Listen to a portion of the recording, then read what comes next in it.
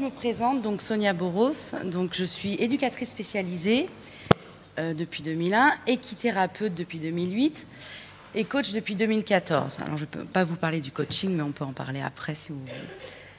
Donc je me suis spécialisée dans le domaine des addictions. Alors j'ai commencé à travailler avec ce public en 2007, où j'ai découvert ça donc, aux États-Unis, avec une méthode qui s'appelle Igela, que j'utilise bien évidemment dans mes programmes, que vous allez voir après, il y aura un petit film après.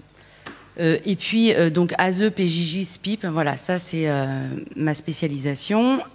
Par contre, pour ce qui est des addictions, voilà, j'ai travaillé comme référente santé-justice à l'ANPA, qui est l'Association nationale de prévention en alcoolologie et addictologie, dans le 91. C'est ce qui m'a permis de faire le lien avec le SPIP du 91 et donc la maison d'arrêt de Fleury-Mérogis et les structures PJJ en Essonne.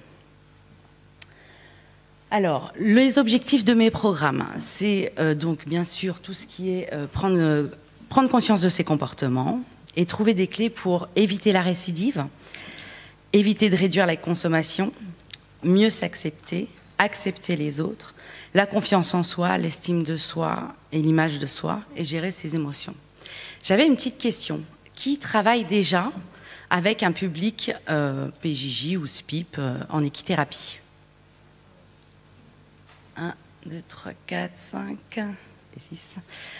Qui aimerait travailler avec ce public et ou veut continuer à travailler avec ce public? Très bien. Donc on arrive plutôt à presque une dizaine, quinzaine. Mais n'empêche que sur 250, ça fait pas beaucoup. Et c'est un public qui est assez oublié. Et je vais en revenir à ce que vous disiez, monsieur, tout à l'heure. C'est au niveau des financements, bah, c'est compliqué. C'est compliqué parce que alors moi, j'ai été financée beaucoup par la Fondation Adrienne et Pierre Sommer, qu'a cité Catherine tout à l'heure. D'ailleurs, merci à Catherine et Christopher qui ont fait une belle introduction à ce que je vais dire après. Et donc, ouais, la Fondation a beaucoup financé, puisqu'elle m'a financé 2011, 2012, 2013 les séances d'équithérapie avec les détenus, que vous allez voir après dans le film. Et puis la PJJ aussi a travaillé, à payer un petit peu, sauf que ben voilà, moi c'est mon métier, donc je fais pas ça gratuitement. Donc si vous êtes un généreux donateur, écoutez, faites-le moi savoir. Je travaille maintenant en collaboration avec le Wake Up Café, qui est une association qui s'occupe de la réinsertion des détenus, donc sur Paris, et on cherche des financements. Voilà.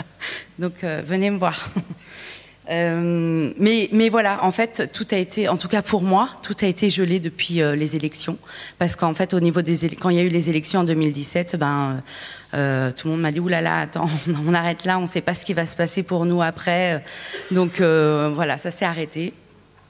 Et là, c'est très compliqué de revenir et de retrouver des budgets, puisqu'en plus, retrouver des financements, ça veut dire monter un dossier, passer par des commissions. Enfin, ça met plus de 6 mois, parfois 1 an pour avoir les budgets. Donc, les majeurs, j'ai fait avec les détenus 3 à 4 séances, et notamment l'histoire de Mathieu qu'on verra dans le film. Hein. On va aller vite.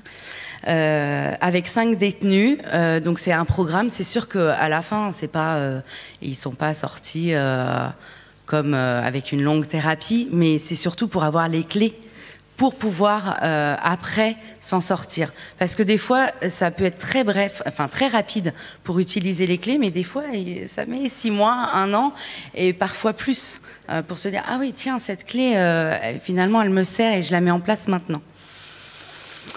Et puis, donc finalement, j'ai mis en place 2 jours avec le SPIP de Paris, et donc un programme avec les TIGistes, donc les travaux d'intérêt généraux.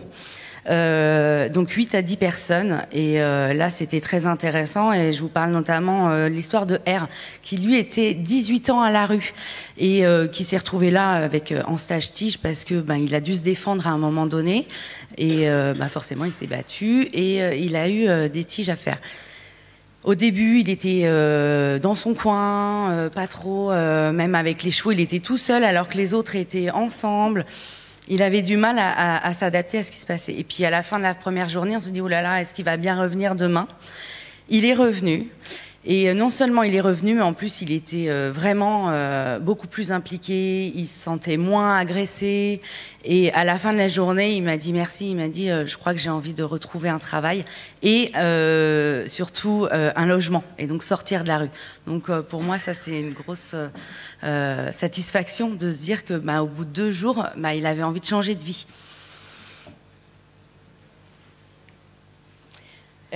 Alors les mineurs, au début j'ai commencé donc avec la PJJ, avec le CEF de Savigny-sur-Orge dans le 91.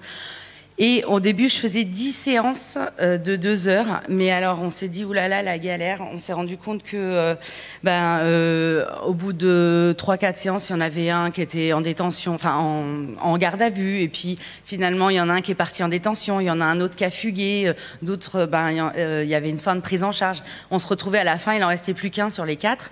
Donc, c'était très compliqué. Donc, j'ai dit, OK, on va faire un programme sur 2 jours. Voilà, le même, mais là je prends que 6 jeunes. Alors le programme sur 2 jours, on est 2 équithérapeutes et il y a des accompagnants qui sont là. Et je voulais vous parler de Y qui a pu prendre conscience de ses agissements, notamment liés aux limites à se poser vis-à-vis des autres, alors qu'il était en CEF pour viol sur mineur. Et c'est vrai que ce jour-là où on a travaillé sur l'espace, sur ses limites, où juste après il y a un éducateur qui va lui parler et qui le touchait comme ça, qui le poussait, et il lui dit vas-y, là c'est mon espace, tu laisses mon espace et tu rentres pas dans mon espace. Ça j'ai trouvé que c'était extraordinaire parce que ça faisait juste une demi-heure qu'on avait fait la séance et il commençait déjà à comprendre les limites et l'espace de chacun. Aider, qui a su prendre des éléments de son histoire et prendre le temps d'analyser ce qui lui manquait pour ne plus être dans la récidive et reprendre la main sur son parcours. Voilà, c'était un jeune qui était un peu perdu, qui faisait pas mal de bêtises et qui a eu envie notamment de faire une formation de palefrenier soigneur à la suite des séances. Voilà, le petit film.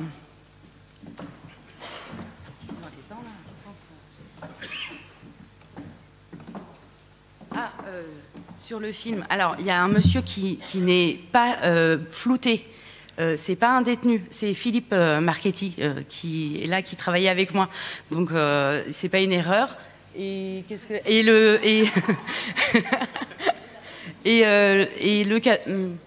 oui, il y a marqué Bois-le-Roi dans le 91, mais c'est dans le 77. Et c'est un film c'est un documentaire de 52 minutes qui était sur mon travail et sur... Là, il n'y a pas 52 minutes, hein, je vous rassure.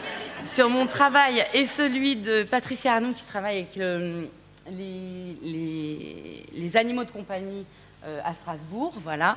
Donc vous pouvez le retrouver, ça s'appelle L'animal et le prisonnier. Enfin voilà, merci.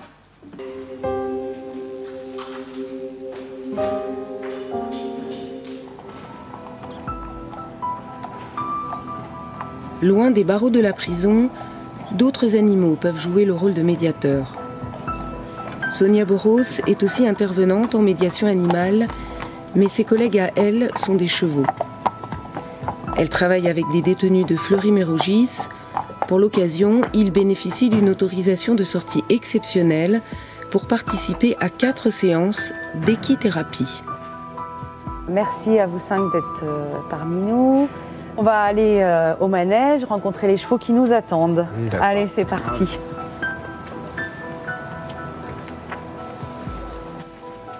Tous sont tombés pour des faits relatifs aux stupéfiants dont ils ont été ou sont encore dépendants. Des objets qui vont représenter vos difficultés. Mais les difficultés éventuellement qui vous ont amené à consommer, les difficultés qui vous ont amené à passer à l'acte et à vous retrouver aujourd'hui en prison. D'accord? On va faire ça. Allez les copains, on joue. Moi j'ai pris ces 2 objets parce que par rapport à la consommation de drogue et par rapport au fait que je cambriole beaucoup pour me procurer de l'argent, je pars aussi sur une base de l'adrénaline, de la vitesse. C'est quelque chose qui m'excite, qui me pousse aussi à faire des choses. Quand je vole, j'ai l'appréhension de me faire attraper, c'est une sorte d'adrénaline. Et aussi quand je vais me droguer aussi, parce qu'il y a une sorte d'adrénaline d'acheter de la drogue, tout simplement. On peut se faire arrêter aussi avec ça. Quelle drogue? Crack. D'accord. Uniquement celle-ci? Crack, ouais. Ces derniers temps, oui. Parce que autrement, depuis toujours, j'avais commencé. C'est-à-dire? J'ai commencé au shit à 15 ans, je suis passé aux extasies à 17 ans, je suis passé à la cocaïne à 20 ans, je suis passé au crack à 22 ans et j'ai fini au skénan, morphine pure à 25 ans. Ok. Donc ça a été crescendo, ça a été ouais. des drogues de plus en plus dures et de plus en plus fortes. Et aujourd'hui, vous avez quel âge? 27. Je cherche à oublier, moi, personnellement. Ouais, oubliez quoi? Je cherche à oublier ma vie de merde un peu, on va dire. Qu'est-ce qui s'est passé dans votre vie? Ben, je sais pas, mais justement, j'ai tout eu, j'ai trop eu, peut-être même. Mais moi, j'ai toujours j'ai eu les meilleures écoles, j'ai eu les meilleures éducations et ça m'a pas empêché de faire des conneries. Hein. J'ai toujours tout eu, travail, tout. Moi, la drogue, ça m'a fait stagner. Pendant 3 ans, j'ai pris de la drogue, j'ai pas avancé. J'ai pas avancé, j'ai pas construit ma vie. J'avais une femme en or, j'aurais pu me poser avec elle. Alors, vous dites que vous essayez d'oublier votre vie de merde. Ouais. Et alors, pourtant, vous parlez d'une bonne éducation, des meilleures écoles, de boulot, d'une femme, de tout. Mais qu'est-ce qui s'est passé? Il n'y a pas de projet. En fait, je m'en sens pas capable, on va dire. Bizarrement, dans ma vie, j'ai toujours fait tout pour qu'il m'arrive des galères. Par exemple, je vais trouver un super taf, bah, au bout d'une semaine, je vais pas y aller, je vais planter le patron. Alors que c'est un taf qui va me payer 3 000 € net et que si je m'accrochais un peu, j'aurais pu faire des trucs bien. Un autre exemple, ma copine va y avoir un début d'embrouille, et ben je vais pousser l'embrouille à fond, de façon à presque espérer qu'elle me quitte. Alors que c'est pas ce que vous souhaitez. Non, bah non, parce que dès qu'elle me quitte, ça va chialer dans tous les sens et ça va supplier de me reprendre. C'est ça le truc, mais c'est bizarre. C'est un truc que j'ai remarqué sur moi et des autodestructeurs. Ok, c'est bien, très bien. J'ai vu.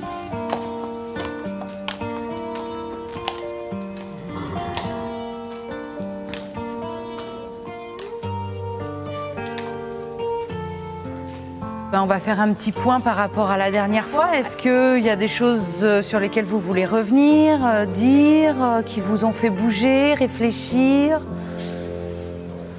Moi, ça m'a mis une réflexion dans le sens où vaut mieux pas que j'en parle en fait. Parce que? Parce que quand j'en parle, après, je suis pas bien. Parce qu'après, j'y pense plus. De la consommation? Ouais. C'est-à-dire que ça vous a donné envie de consommer? Voilà, tout à fait.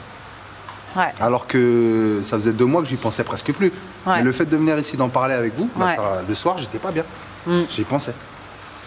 Alors, Ça a fait l'effet contraire. non, Pas pas les- forcément. pas les Ce qui est intéressant de voir là, ok, ça vous a donné envie de consommer, mais ce qu'il faut analyser maintenant, c'est le pourquoi. Pourquoi ça vous a donné envie de consommer? Et peut-être que ça a fait émerger cette envie a fait émerger les raisons de votre consommation qu'on a pu évoquer l'après-midi de la séance. Maintenant, ce qu'il faut, c'est essayer de maîtriser tout ça. Aujourd'hui, on va vraiment travailler sur les émotions, savoir les ressentir dans son corps, les exprimer, et après, un travail sur le lâcher-prise. Et je pense que c'est quelque chose qui va vous faire du bien, peut-être Mathieu, hein, parce que j'ai cru entendre que vous étiez dans un état aujourd'hui qui n'était pas super. Émotionnellement, c'est pas terrible. Ouais. Qu'est-ce qui s'est passé? J'ai craqué ce matin. J'étais au dispatching, j'ai tapé dans les carreaux, j'ai insulté tous les surveillants que je voyais. J'ai pas du tout su gérer mes émotions. S'ils ressentent en vous de l'énervement, de la colère, du stress, de l'angoisse, eux, ils vont traduire ça aussi. Elle essaie de mordre quand même un peu. Les chevaux, ils s'expriment comment? Ils parlent pas. Ils s'expriment comment?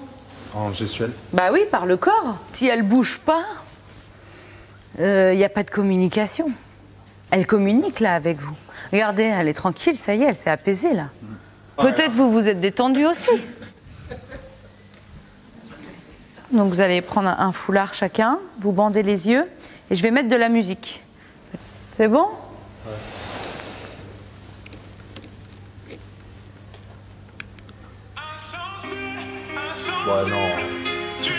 Ouais, non. Mais non, faut pas faire des trucs comme ça. Vas-y, mon gars.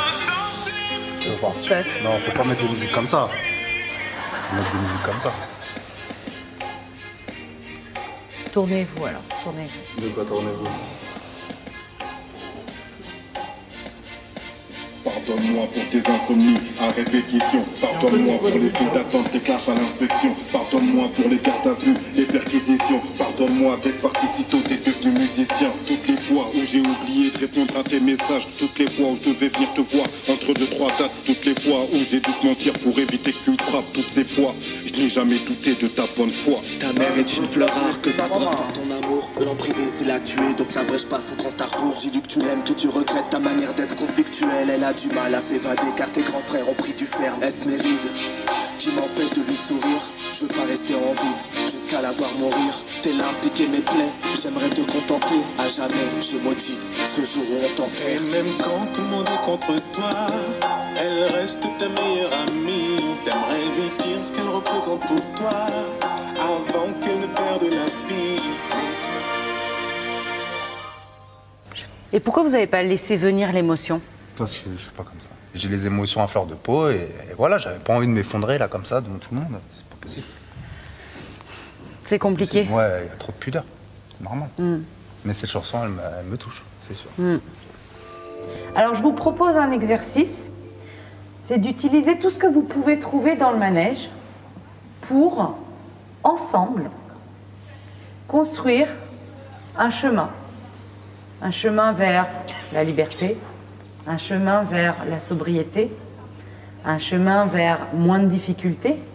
Et sur ce chemin, vous allez disposer vos objets. Tac. Voilà, on se met tous en ligne. Vas-y. Hein? Ouais, tu le mets en face au pire pour faire un chemin.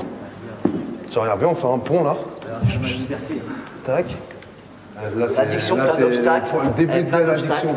Plein d'obstacles. Ah ouais, bien vu. Alors, maintenant, je vais vous demander de choisir un cheval, celui que vous voulez, et de traverser ce chemin avec le cheval. Et quand vous passez devant les objets, trouvez un mot pour chaque objet. Si vous avez 2 objets, 2 mots. Et dire très haut, très fort ces 2 mots-là, ou ces 3 mots-là, ou ce mot-là, qui représentent vos difficultés. Et je vous demande du coup d'aller jusqu'au bout. Alors, ma naissance, mon enfance, enfance heureuse, Ouais.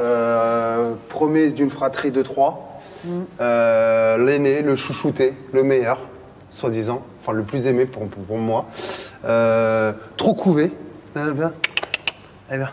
trop couvé, trop protégé, ce qui a fait de moi aussi un enfant peut-être peureux, Ouais. Arrivé à la fin de l'adolescence, là c'est un moment où une explosion. C'est une explosion. Et mon objet, il représente pour moi, comment j'avais dit tout à l'heure? L'adrénaline. Mais j'ai plus envie de dire explosion. Allez-y. Explosion. Plus fort. Explosion. Ah, merde. Parce que là commencent les cambriolages, les vols, la drogue, et tout ce qui est moche avec. Là pour moi, là il y a une copine. Ça représentait la désinhibition, mais là je vais le remplacer par,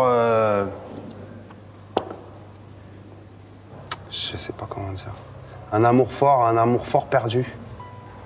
Et j'ai envie de dire amour, mais Dites si c'est. mais c'est un amour perdu, c'est qu'on essaie de retrouver toujours. Allez-y. Espoir. Allez. Il y a encore beaucoup de soucis, il y a encore beaucoup de problèmes à régler. Il faut grandir. Et peut-être un jour on arrivera au bout du chemin, au bout de la peur.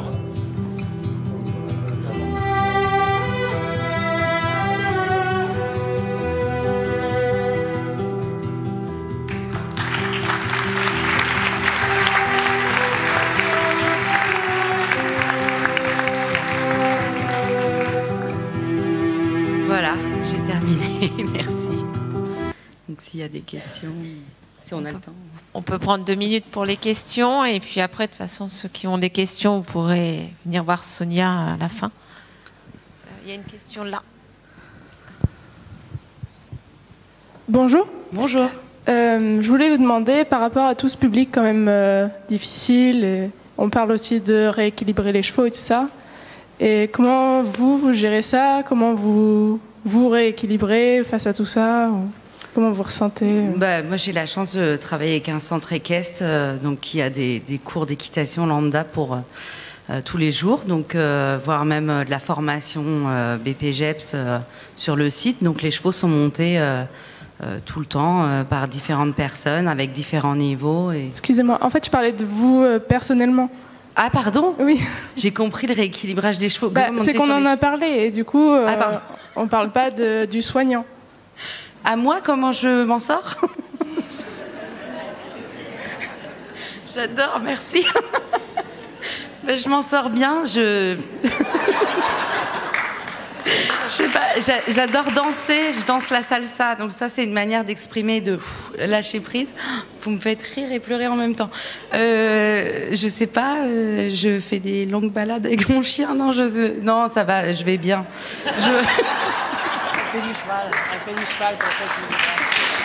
J'adore. Non, mais en fait, je sais pas. C'est rigolo parce que j'en parlais avec une stagiaire la semaine dernière et en fait, j'ai une prise de recul assez importante par rapport aux problématiques des patients. J'arrive assez facilement parce que ça fait plus de 15 ans maintenant que je travaille avec un public difficile. C'est vrai que j'ai la soupape, la voiture. J'ai une demi-heure de route, donc ça me permet aussi de lâcher. Je vous dis, voilà, je vais danser. Je fais de la capoeira, de la salsa. Voilà, c'est des trucs qui, voilà, des potes un peu, mais sinon, non, ouais, je m'en sors bien. Je vais pas en prison encore. Oui.